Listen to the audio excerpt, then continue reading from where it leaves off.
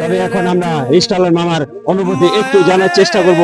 আসলে এই প্রচন্ড গরমের মধ্যে তিনি যে রিস্টাটা চালাচ্ছেন, এই রিস্টা চালানোর অনুভূতিটা নিঃসন্দেহে কি আনন্দ না এবং কষ্ট এবং বেদনাদায়ক, সেটাই আমরা মামার সাথে একটু শেয়ার করব। আসসালামু আলাইকুম মামা, কেমন আছেন? ভালো ভালো জি আলহামদুলিল্লাহ, ভালো আছেন? আলহামদুলিল্লাহ ভালো। যে প্রচন্ড গরমে যে আপনি রিস্টা চালাচ্ছেন, এই রিস্টা কি আসলেও কষ্ট না আনন্দদায়ক? কষ্ট কষ্ট যিনি ওনার কষ্ট অবশ্যই হবে, যে রিস্কার কষ্ট, রিস্কা চালকের কষ্ট যদি আপনি না বুঝেন তাহলে অবশ্যই নিঃসন্দেহে আপনি প্রকৃতভাবে মানুষ না। তবে রিস্কাওয়ালা যারা, এরা কিন্তু হালাল ভাবে উপার্জন করে।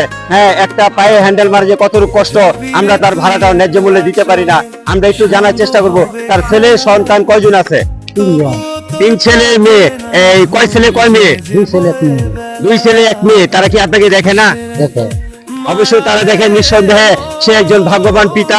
হ্যাঁ, তার এই ছেলে এবং মেয়ের কাছে আমরা অনুরোধ রইল যে এই বয়সে অবশ্যই সে রিক্সা চালানোর উপযুক্ত না।